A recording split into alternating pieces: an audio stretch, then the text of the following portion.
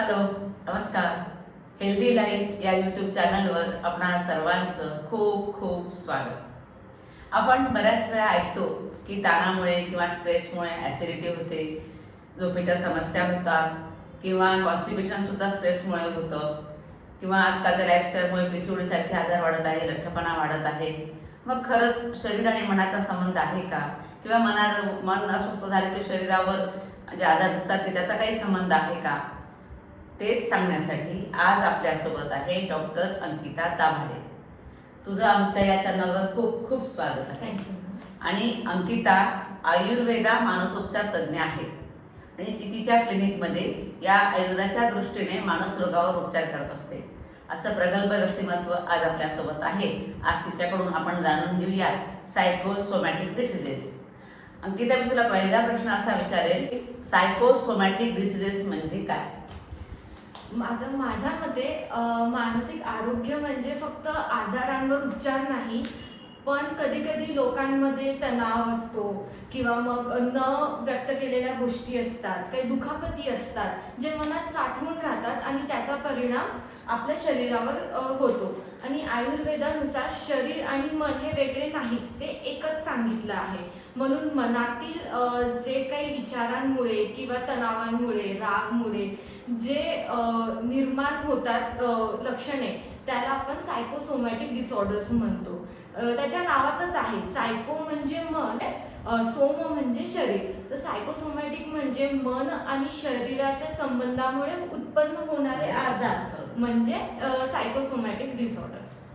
मला आता एक सांग की या आधुनिक जीवनशैलीमुळे म्हणजे सध्याची जी लाईफस्टाईल आहे, आपण ते लाईफस्टाईल सगळेजण तसे जगत आहोत, त्यामुळे काही हे आजार होतात का सायकोसोमॅटिक डिसिजेस?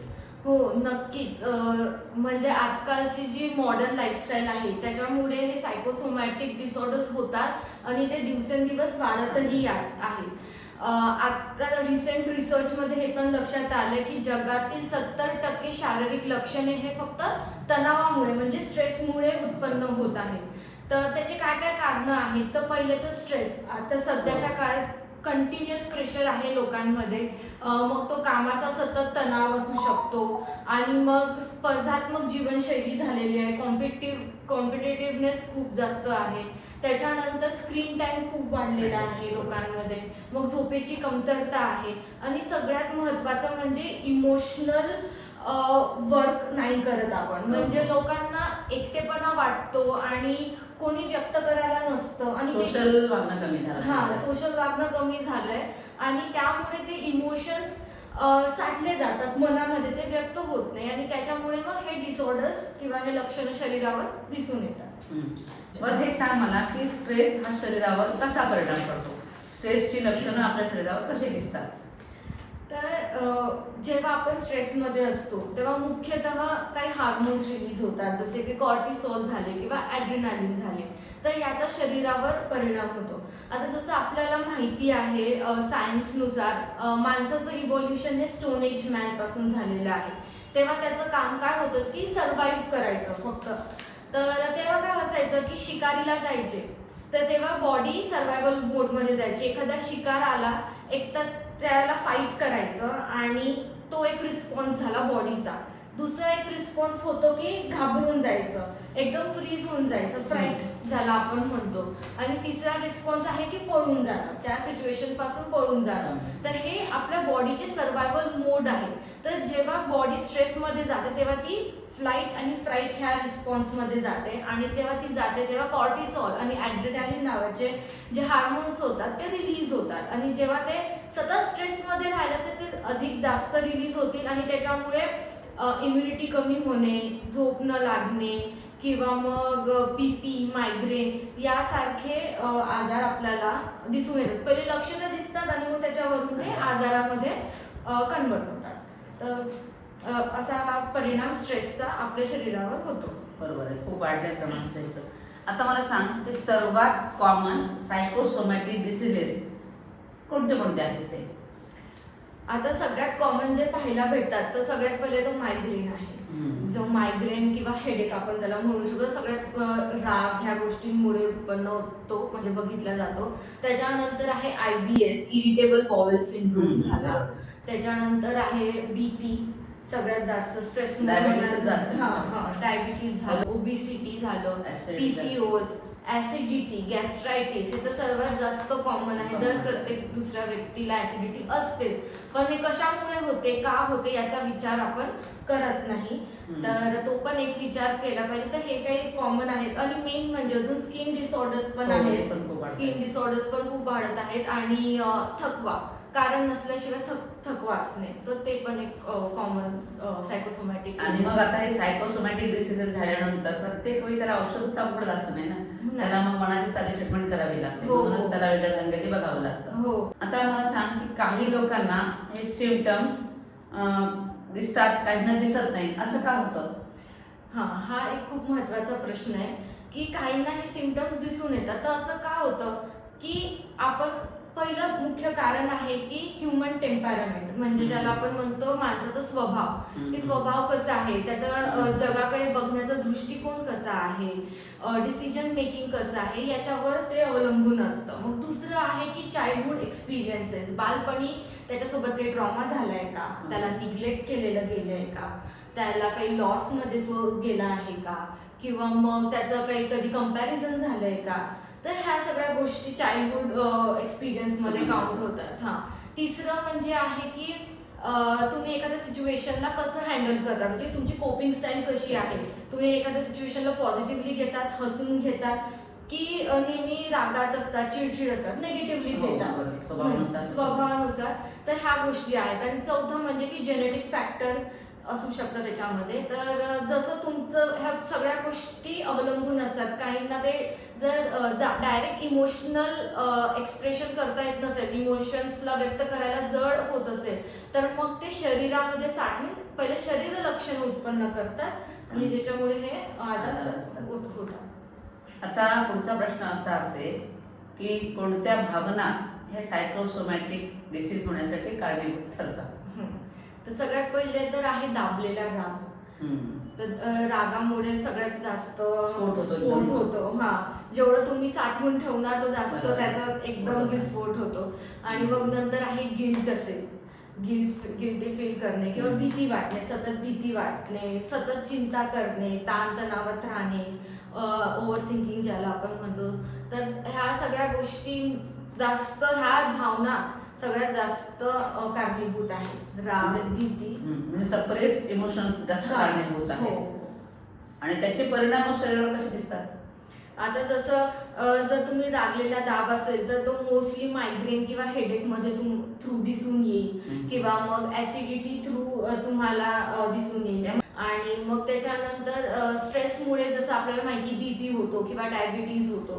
हे सगळ्या गोष्टी, ह्या भावना अशा रीत्या आपल्या शरीरामध्ये आजार निर्माण करतात. आणि झोपेच्या समस्या वाढत असतील याने? हो, बिलकुल. झोपेच्या समस्यांमुळे स्ट्रेसमध्ये झोप लागतच नाही, किंवा काही काही लोक खूप अति झोपतात. म्हणजे ते त्यांची बॉडी कसं कोणत्या इमोशनला रिॲक्ट करते. कोणी कोणी खूप जास्त खायला लागतं, तर कोणी कोणी खाणं एकदम सोडून देतं. तर हे आपलं व्यक्तिमत्व कसं आहे याच्यावरती आपली बॉडी रिस्पॉन्ड करत असते. आता पेशंट सिम्पटम घेऊन आला डॉक्टरकडे, हेडेक आहे त्याला, तर त्याला ते कसं कळेल की शारीरिक आजार आहे की मानसिक आहे? जेव्हा मी त्याला सांगते की नाही तुझा आजार हा मानसिक आहे, तेव्हा ते ऍक्सेप्टच करत नाही. मानसिक कुठे, मला काय झालेलं आहे, हा शारीरिकच आजार आहे. पण बऱ्याचदा होऊ शकतं. तर मग ते त्यांना त्यावेळी कसं हँडल करायचं? असं होतं, असं बऱ्याचदा होतं की नाही मॅडम, किंवा माझा आजार खरा आहे पण माझे रिपोर्ट्स तरी पण नॉर्मल येत आहेत, मला कसं होतं. तर पहिली गोष्ट हीच आहे, जर तुमचा पहिलं लक्षण म्हणजे जर तुमचं स्ट्रेस वाढत असेल आणि त्याच्यासोबत तुमची शारीरिक लक्षणं पण वाढत असेल, तर समजायचं हे सायकोलॉजिकल आहे आणि फिजिकल नाही आहे. आणि मग दुसरं म्हणजे तुमचे सगळे रिपोर्ट्स नॉर्मल येत असतील, तुम्ही एन नंबर ऑफ डॉक्टरकडे गेलेला असणार आणि सगळीकडे त्यांनी हेच सांगितले तुम्हाला काही झालेलं नाहीये, पण तरी तुमचा आजार किंवा तुमची लक्षणं काही दूर होत नाही, तुमचा त्रास कमी होत नाही, म्हणजे डॉक्टर सतत बदलत राहतात. तर मग तेव्हा आपण समजायचं की हे सायकोलॉजिकल आहे. तर त्याचा अर्थ असा पण नाही म्हणता येत की त्याला त्या व्यक्तीला जो त्रास होतो तो खोटा आहे. हा, ते एक हा, महत्त्वाचं हा, सगळ्यात. की त्याचं दुखणं हे खोटं आहे. त्याला त्रास होतो, बरोबर. त्याला दुखणं आहेच, फक्त त्याचं कारण हे इमोशनल कारण असू शकतं काहीतरी, मन शांत केल्याशिवाय ते आजार कमी होत नाही. म्हणजे त्याच्यामध्ये फक्त औषधच नाही तर आपल्याला काउन्सिलिंगची गरज पडते. मग त्याच्यात आपण इमोशनल वर्क करतो, जर्नलिंग झालं, त्याचे इमोशन्स कसे निघतील सगळे, तर त्याच्यावर आपण भार देतो. तर अशा प्रकारे ट्रीटमेंट केली जाते. मग सगळ्या सायकोसोमॅटिक डिसऑर्डर्सची ट्रीटमेंट सारखीच असते का, ती कशी करते तू? मोस्टली तर ही बेसिक जी आउटलाईन असते ती सारखीच असते. म्हणजे जर एखादं पेशंट असेल तर काही मी एक केस सांगते. माझी एक केस होती. तर एक 26-27 अराउंड एक फिमेल होती आणि ती IBSचा प्रॉब्लेम घेऊन आलेली. आणि सुरुवातीला तिचे सिम्पटम्स काहीच नव्हते, म्हणजे रिपोर्ट्समध्ये सगळं नॉर्मल होतं, पण तिला त्रास खूप होत होता. काही खाल्लं की वॉमिटिंग व्हायची किंवा मोशन्स व्हायचे, असं काहीतरी तिला सतत चालू बंद मध्ये होत राहायचं. आणि जेव्हा नंतर तिच्या रिपोर्ट्समध्ये पण ते दिसून आलं की तिला अल्सर्स झाले वगैरे. ओके, हा, पण सुरुवातीला असं काहीच नव्हतं. मग जेव्हा मी तिला सगळ्यात पहिले तर आपल्याला रूल आउट करावं लागतं की दोघी फॅक्टर्स बघावे लागतात. एक तर मेडिकल रिपोर्ट्स, मेडिकल हिस्ट्री झाली किंवा लॅब रिपोर्ट्स असतील, आणि काही लाईफस्टाईल मॉडिफिकेशन, काही वेगळं झालंय का आयुष्यात, एकदम काही वेगळं झालेलं आहे का रुटीनपेक्षा, तर हे सगळं रूल आउट करायचं. हे जर नसेल तर मग आपण सायकोलॉजिकल गोष्टींकडे वळतो. मग त्याच्यामध्ये पूर्ण हिस्ट्री घेतली जाते. तर जेव्हा मी तिची हिस्ट्री घेतली, तिचं कसं स्वभाव आहे आणि ती कसं सगळ्या गोष्टी मॅनेज करते, तेव्हा मला आढळलं की तिचा स्वभाव असा आहे की दुसऱ्यांना नेहमी खुश ठेवायचं, म्हणजे प्लीजिंग अदर्स ऑलवेज. तर तिचा तो म्हणजे सतत जे तिला नाही म्हणता यायचं नाही, तर मग सगळ्यांना हो हो करत दुसऱ्यांच्या मनासारखं वागत तो राग तिच्यामध्ये सतत जमा होत गेला. तसंच तिच्या मनामध्ये भीती खूप होती, ते पण इमोशन्स तिच्यामध्ये होते. तर मग ह्या गोष्टींवर जेव्हा आम्ही सायकोथेरपिस्ट थ्रू काम केलं, तेव्हा हळूहळू तिचे सिम्पटम्स आपोआप कमी झाले. याच्यासोबतच मी आयुर्वेदिक मेडिकेशन्स दिले, पंचकर्म केलं, आणि काही लाईफस्टाईल मॉडिफिकेशन आणि काही चांगल्या हॅबिट्स, जसं आपलं मेडिटेशन झालं, जर्नलिंग झालं, हे सगळे इन्क्लूड केले. तेव्हा तिचा आजार 90% आता कमी झाला. असं चांगला रिझल्ट आला होता. तर ह्या सगळ्या गोष्टी आपल्याला लक्षात ठेवाव्या लागतात की फक्त औषधच नाही, तर फक्त इमोशनली पण, काउन्सिलिंग थ्रू पण आणि आहार विहार थ्रू पण आपल्याला त्याच्यावर काम करावं. आणि जास्तीत जास्त पेशंटची रिक्वायरमेंट लागते, कारण की सगळं बुद्धीचा म्हणजे मनाचा, जेवढं तुम्ही मनाने तयारी करून तुम्ही त्या विचारांना हे करणार किंवा चेंज होण्याचा प्रयत्न करणार, तर तेवढा लवकर तुम्हाला बरा होताना दिसेल आणि रिझल्ट पण चांगले भेटतील. आता एखाद्या पेशंटला मी सांगितलं की हा तुझा ऍसिडिटीचा त्रास आहे, तू खाण्यापिण्याचं पथ्य तर करच, व्यवस्थित काळजी घेस, पण असं आहे तुझा स्ट्रेस कमी तुला करायला लागेल, तर तुला स्ट्रेस कमी करण्यासाठी सायकॅट्रिस्टची मदत केली, पण मग ते तिकडे जायला घाबरतात. अशा वेळी काय केलं पाहिजे? पहिली गोष्ट, हा स्टिग्मा खूप आहे लोकांमध्ये की याच्यासाठी काय डॉक्टरकडे जायचंय किंवा मग असं काही. पण हे तितकंच आपण समजून घेतलं पाहिजे की मानसिक आजार पण तेवढेच महत्वाचे आहेत.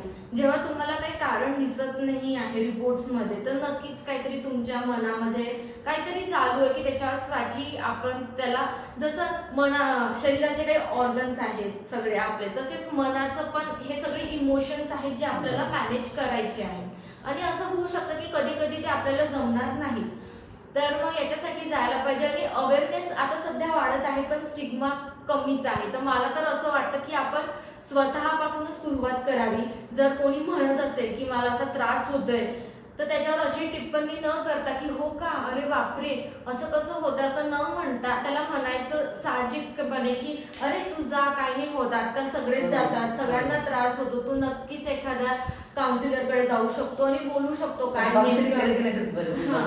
मेडिसिनची गरज नाही. आणि बरेचदा असं होतं की कोणाला तरी फक्त ऐकणारं हवं, बोलू नका, ऍडवाइस नका किंवा औषधं नका देऊ, काही फक्त ऐकून घ्या. त्याच्यामुळे पण बरेच 50% लोक बरे होतात. तर आपण आपल्यापासूनच सुरुवात करावी. आजूबाजूच्या लोकांना डायरेक्ट साधापणाने की हा तू जा, जसं आपण फिजिकल सिम्पटम्स साठी लोकांना सांगतोय दवाखान्यात नाही गेला का, ताप आलाय जाऊन ये, तसंच आपण ह्यासाठी पण म्हणायला पाहिजे असं. बरं, हे सायकोसोमॅटिक डिसीजेस होऊच नाही हम्म. त्याच्यासाठी आपल्याला काय करता येईल?